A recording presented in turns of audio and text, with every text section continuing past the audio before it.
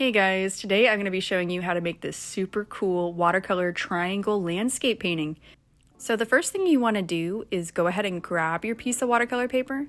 9 times out of 10 your watercolor paper is probably going to be a rectangle, so we need to turn our rectangle into a square. So you'll need a ruler and a pencil.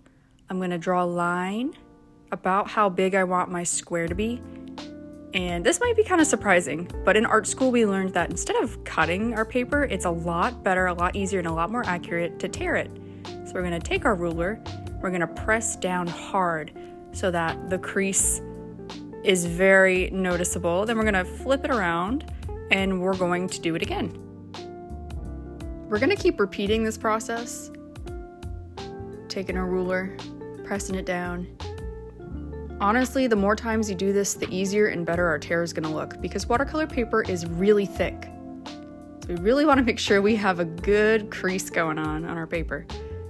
And once we think we've done it enough, we can go ahead and hold it with one hand and then tear with the other hand, and voila! It comes right off and we have our square. So now that we have our square, we can go ahead and start preparing it for the watercolor. So I'm going to take masking tape and I'm going to cover all the edges. So what I like to do is make sure half the masking tape is covering the edge of the paper and the other half is on the table. I also kind of like to make sure that all the edges are about the same width. It's okay if they're all different, but I just try to do that. It makes it look better in the end. So we're gonna put a piece of masking tape on each edge. And there we go. There's one more thing we got to do though. So we want it to be a triangle shaped landscape. So we're going to put one piece here, and then we're going to grab one more piece of masking tape and put it here so that we're going to have a triangle. Awesome. There we go. Then when you're done putting the masking tape down, you can go ahead and grab your watercolors, and we're also going to need that piece of paper we tore off. We're going to use that to swatch our colors. So if you have a watercolor paint set like I do, we're looking for a vibrant pink, a vibrant purple, and blue.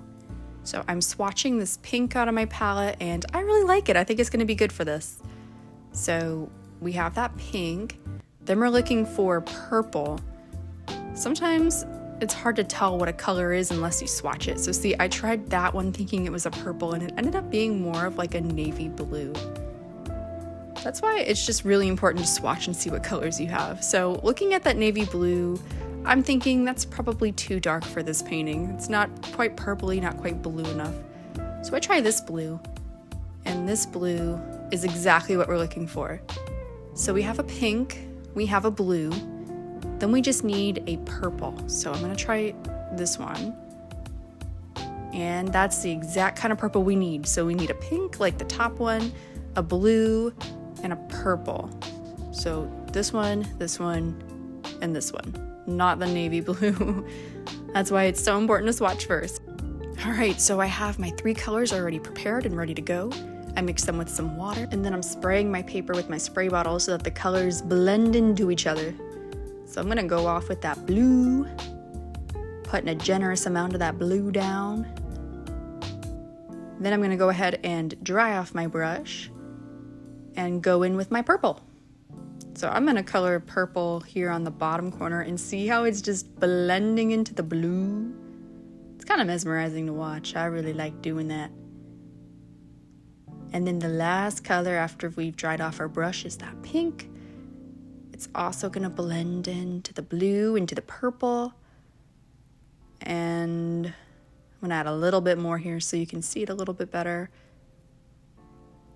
Really, there's no right or wrong way to blend it, to put the colors down. But we want to have all 3 colors like blend into each other on the paper. Then when we're done with that, we can go ahead and go in with our either gouache or acrylic paint. And we're gonna dip our brush into our white paint. And I'm gonna add a little bit of water. Once we add a little bit of water, it'll be really easy to flick the paint onto the paper. So I'm tapping my brush and the paint is coming off in little splotches, little spots. So we're gonna cover the whole painting in these, and it kind of looks like stars, kind of looks like a really pretty night sky this way. It's a really fun technique. Once it has dried, we can go ahead and remove the masking tape from the triangle. Isn't that so cool to watch? And we have like the perfect edges from using the masking tape. Then we can go ahead and grab that ruler we used earlier to cut our paper, and we're gonna grab a micron pen. It's basically like a fine tipped Sharpie, which you could also use that. You just want some kind of pen that you can do this with.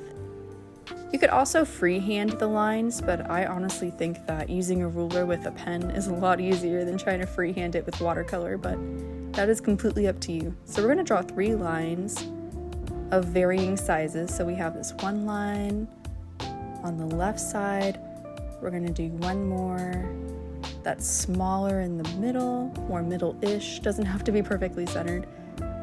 So I'm gonna line up my ruler here. Once I feel that it's good, I'm gonna go ahead and go in with my micron and draw a line. Perfect, then we just need one more line. So I'm gonna go in one more time. This one's gonna be longer, so we're gonna do the longest line here, all the way down there. All right, perfect.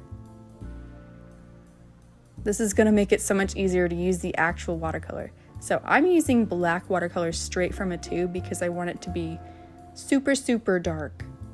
And I'm also going in with my smallest watercolor paintbrush.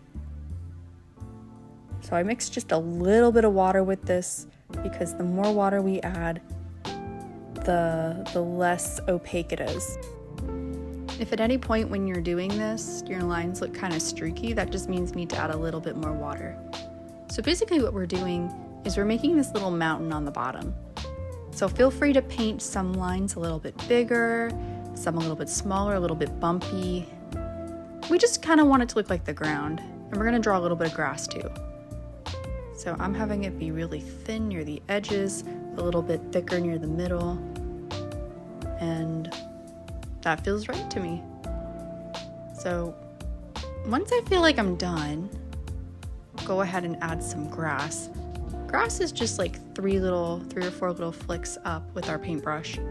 So I'm putting them around the lines that we drew because the lines are gonna eventually become trees in just a second here. So once we add those little lines, the ground starts to look more like a grassy area, which is exactly what we want. I'm gonna go ahead and bring my paint a little bit further down, and I'm feeling good about the ground. Once you're ready to move on, you can go ahead and put lots of paint on your brush. Go ahead and load up your brush, and we're gonna move on to the trees. This is probably the hardest part of the whole painting, but you got this. So we're gonna start kind of towards the bottom, but we're gonna leave a little bit of space so we can see the tree trunk. And we're just gonna dot, dot, dot, dot, dot, dot, do some stippling. These are gonna be the branches of our tree. Now, it's important to make them about the same size on both sides, but you don't want them to be perfectly the same. In order to make a painting look more organic, we don't want it to look too perfect, if that makes sense. So some sides are a little more lopsided than others, some are slightly bigger than the other, and that's okay. If anything, that's perfect. So the branches in the middle of our tree are going to be the longest and the biggest. And then in just a second, as we get closer to the top of the tree, the branches are going to start to get smaller. They're going to get tinier and they're going to get closer together. So as you can see, I'm going in with my paintbrush, I'm doing the stippling, and it's starting to get a little bit smaller. And I'm adding little dots here and there for some stray leaves to kind of break up the shape. Then these are gradually getting smaller, smaller, and then they're gonna get even tinier as we reach the top. So tinier branch, tinier, really small, really small, And that's how we do a tree. You can add some more stippling wherever you feel there needs to be more. And you're basically just going to repeat the same thing on the other two. So I'll let you go ahead and watch.